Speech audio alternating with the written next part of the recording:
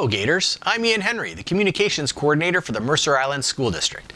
This week is National Police Week. Your principals, Mr. Miller and Miss Budges, thought for Gator Time it would be informative and fun for some of your classmates to interview Mercer Island police officers to find out more about their responsibilities as police officers and how they chose being a police officer as a profession. Members of the Mercer Island Police Department you will hear from in this video are current School Resource Officer Kristina, who you've probably seen in hallways and classrooms at the school, and 3 former school resource officers who are current Police Chief Ed Holmes, Mercer Island Police Sergeant Scott Schroeder, and Mercer Island Police Officer Art Munoz. Your classmates who came up with some great questions for the officers are ShanShan Wang, Avani Josyula, and Elijah Glick. I'm going to turn it over to ShanShan, who's going to start us off with the first question. Hello, school resource officers. It is a great honor to finally meet you. So my question is, what is a memorable day or event or person, or as teachers would say, a learning experience in your career? So I guess one of the funnier interactions, and some of the students have heard this before, but when I was on patrol, we got called to a potential DUI driver because someone from the pizza shop described a car that was driving slow and kind of bumping off all the curbs. And that person ended up going back to like a residence, a house. And so when we showed up, we thought we would be contacting someone that was incredibly drunk. Instead, we contacted a driver who was not impaired, but said that he might be driving beyond his limits in terms of age, but that he really needed to go to the pizza shop to get 1 slice of pizza, because we asked him, why didn't you just place an order? And that was his answer. And that cracked me up. I think for me, I've had a lot of memorable experiences when I was working as the SRO with the students, just the contacts that I've had with them. And I can't think of one off the top of my head and really can't give people's names either, but my memorable moments have been with the student contacts. Yeah, so just the general atmosphere with students at IMS. Yes, and Yeah, at high that's school. great. Yeah, I'm glad you enjoy us. Yeah. Yeah. And Mr. Holmes, do you have anything to add? Sure. I think for me, one of the more memorable moments in my career was really early on. So I was a brand new officer and been through the academy where they teach you, what the laws are. Then you're on field training after that, where the trainers teach you then how to apply what you learned in the academy to out in the field. And so I remember I had stopped a vehicle and the driver turned out to be suspended. He had a suspended driver's license. And my training officer asked me, so what are you going to do? And I said, well, I could tow his car and arrest him. And I was thinking that was probably the right answer. And, this was probably 25 years ago or more.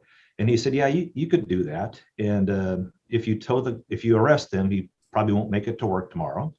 And if you tow his truck, he's not going to be able to get to work for a long time till he gets his truck out of the impound yard. So what do you think is the best decision here? And for me, just that notion of extending some grace and mercy to people when they're in their hour of need, and really trying to understand that, the job of law enforcement, we have incredible discretion in how we apply the law to people. And just remembering that sometimes an arrest or a ticket or towing the car is not the best option. And really trying to do right by people and make a positive difference in people's lives. And sometimes an arrest is needed and a ticket that's needed. But just that whole idea, early in my career, I was introduced to that notion of really extending grace to people and trying to look at the big picture. And an arrest is not always what's best in the moment. So that's stuck with me, I think, for my whole career. I guess relating just to the school resource job, the most memorable, I don't know if it's necessarily a single person or memorable day, but that's a special job because of the relationships you have with the students. I mean, this is probably early 2000s when I was working at the schools, and I still have contact with several of my students to this day. So, I mean, of course, now they're all grown with high-paying jobs and children and stuff like that, but it's kind of fun that, in the course of your work, you can get relationships like that with the community at the same time. So my first question is for Officer Lam. What is the thing that you enjoy most about being an SRO? So I was really excited to be back in a school setting. Before I came to Mercer Island Police Department, I had worked as a teacher. So even though I'm in a different role and I have a different uniform to wear to work, I was really stoked to work both with students and staff and be back in that setting. Mr. Holmes? Yeah, like Officer Lum, I had a teaching background, and so I had applied that. I actually had worked at Echo Glen. I'll speak to that maybe later, prior to coming to the police department here. And Echo Glen is a place where youth are incarcerated. So I really liked working with the youth. And so having the opportunity to be this school and the department's first SRO, that was back in 1996, just having a chance to have fun with the kids in an academic environment, but also getting into some of the classrooms and teaching some classes and meeting some pretty amazing staff that I still keep in touch with. I ran into a mom at the Island bookstore the other day, and I asked her how her daughter was doing, and she said, well, she's 43 and married with all these kids, and it just made me feel super old because, I remember her as a senior, back in 1998. So just it was a really fun environment. I really enjoyed that. And then today, the other part of that question, I think, is what do we like about our jobs today? Today, as the police chief here, I like having the ability to influence the profession. I'm kind of big into policy. I know that may sound, not too exciting, but just policy development and making sure that the way we do our jobs is meeting the needs of the community.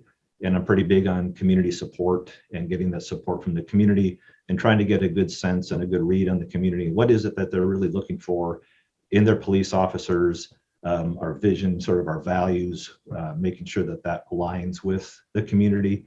And probably one of the most important jobs I have is hiring. So making that final hiring decision on which officers I bring into this community to do the job. So I think I really appreciate that part of my job. What do you think is your biggest responsibility in being an SRO? Kind of being that contact, that officer walking through the hallway, so that when a student has just a random question, they're comfortable because they've seen you the entire year. They can come up to you, just ask something, where they wouldn't normally walk up to a police officer out on the road if they saw somebody and they had a question. I think just being that contact for them, that resource for them at the school is probably the most important thing. Yeah, that's really important and interesting. And Officer Schroeder?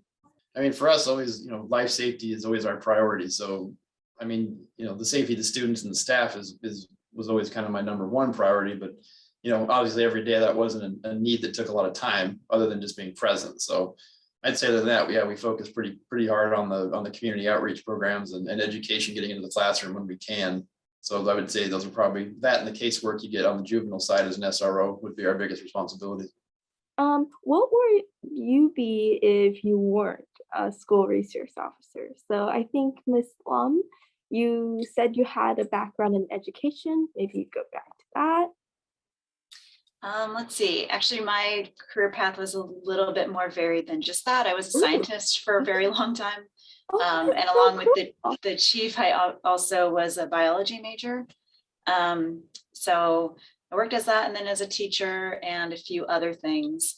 I have a lot of varied interest. I guess there could be a possibility of combining the science side with the police side of things. I could see doing something maybe in a criminal lab setting, but I could also see going totally a different direction and I don't know, designing more comfortable uniforms. Oh, yeah, hopefully we can get to that soon. But I could totally see you just as a police officer / scientist. So that's really cool. That would be cool. Yeah. Yeah, so for me, I was a graphic designer before becoming a police officer. So more than likely, I would have just continued that because I was in the graphic design field for about 20 years. So I probably would have just continued that. Yeah, so maybe you could combine that with Miss Lum's uniform design. That would be really cool. Yeah, that's true. So Officer Holmes, were you school resource officer at all during the pandemic, or were you mostly a police officer? You know, I was the school resource officer in 1996, 97, 98. So when the pandemic was here, I was the police chief. And I guess for me, I had a few primary concerns. One is, you know, we're a small enough department with a total of 33 commissioned officers. So I know everybody, you know, personally. And just, you know, early on in the pandemic, you were hearing of people dying and how serious it was. So just, you know, a genuine concern for the officers' well-being. And a number of the officers contracted the virus and were out for a while. So that was on my mind a lot, as was staffing. So what happens if a whole squad goes out? It isn't as though we have limitless resources. So really concerned about how do we make sure we have enough staff to respond to calls.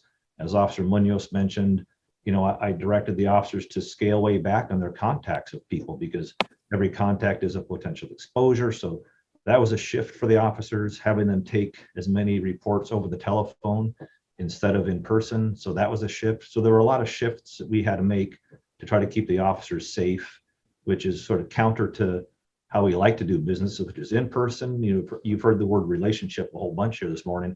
We like to interact with people in person. That's a preferred way to do business, but just making some adjustments, again, trying to keep the officers safe and the community safe and be able to provide emergency responses all at the same time in a really difficult environment. Yeah, and it sounds like a big part of being a police officer is like a lot of socialization. So I get how it would be hard to like do it through a pandemic. Mr. Schroeder? Similar to what those guys said, I think some of the difficulties came in, I think the police weren't really sure necessarily what our role was in some of the enforcement. You know, there's a lot of complaints from the citizens about gatherings and some confusion of how much enforcement action. We had clear direction from our leadership, but you know, so the public and the state was kind of unclear on exactly what role police played in that. You know, and were we supposed to be breaking up baseball games or were we not? So I think that was difficult because the citizens weren't exactly clear. We weren't exactly clear. As far as benefits, the pandemic traffic was amazing for about 1.5 years. So that was good. The next question, starting with Officer Lum, what's one thing you'd like everyone at IMS to know about being an SRO? Let's see. So this will sound funny, but when I first came back into the schools, I think everyone kind of assumed that something was wrong because there was a police officer in the school, and that might have just been, you know, coming from the pandemic or whatnot.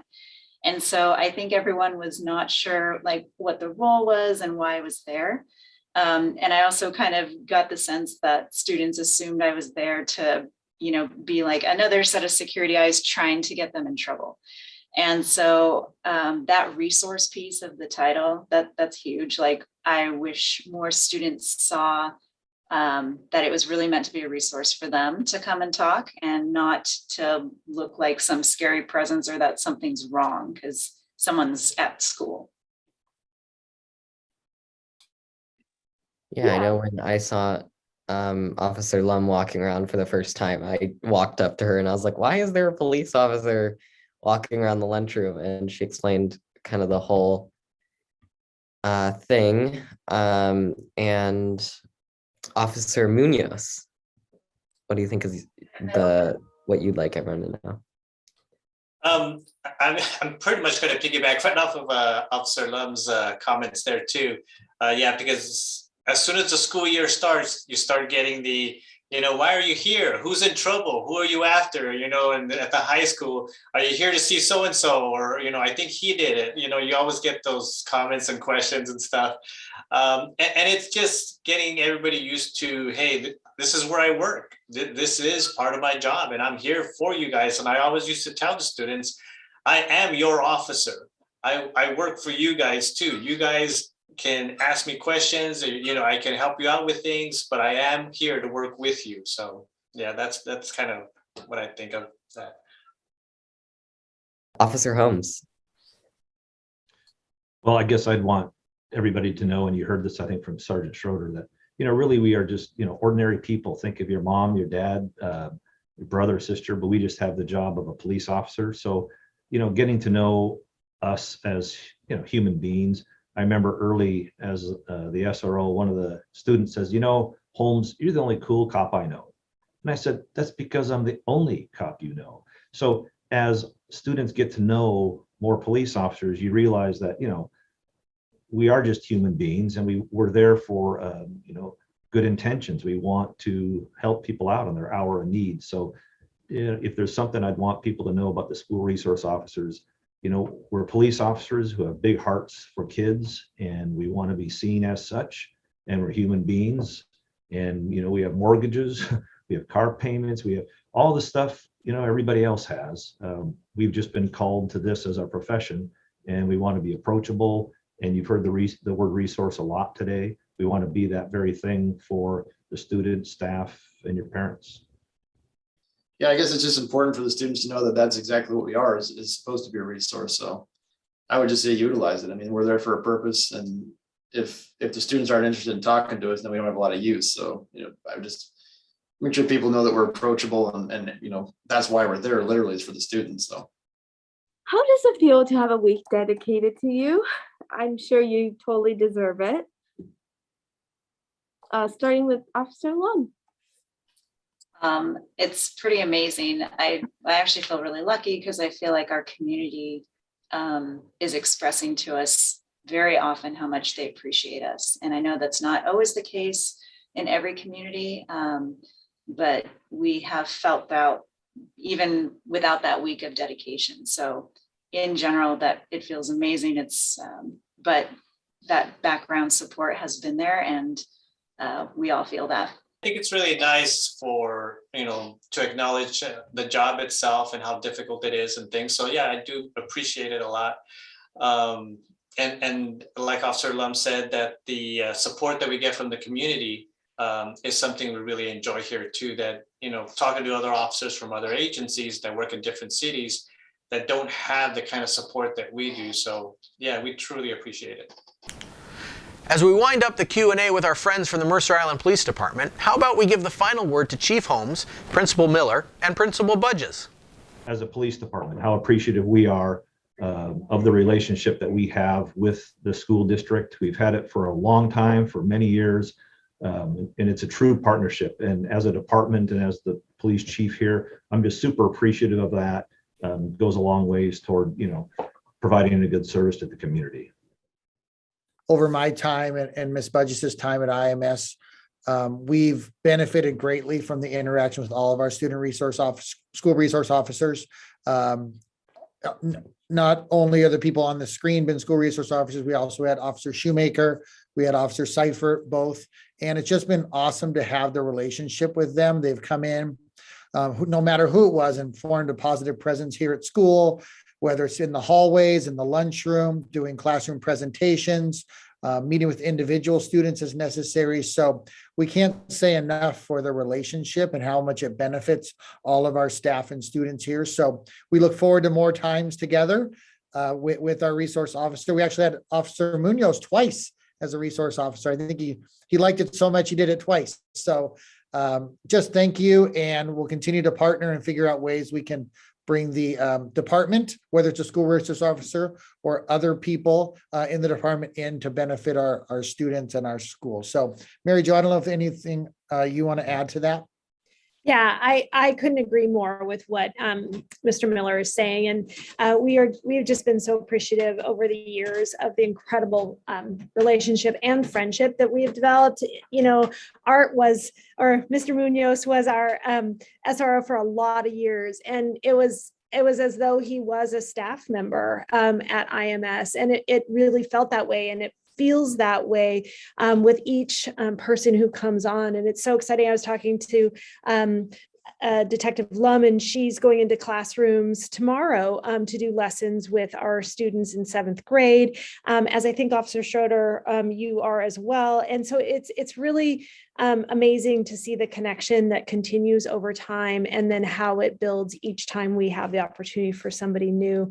It's been really, really neat to have Officer Lum in the lunchroom, watching kids approach her, have conversations with her, and just her gentle, open countenance has been really a fabulous addition for our school this year. And we just are appreciative of how this has evolved over time and how we have built relationship and how much of a support it has been for our kids, our staff, and our community. So thank you to all of you.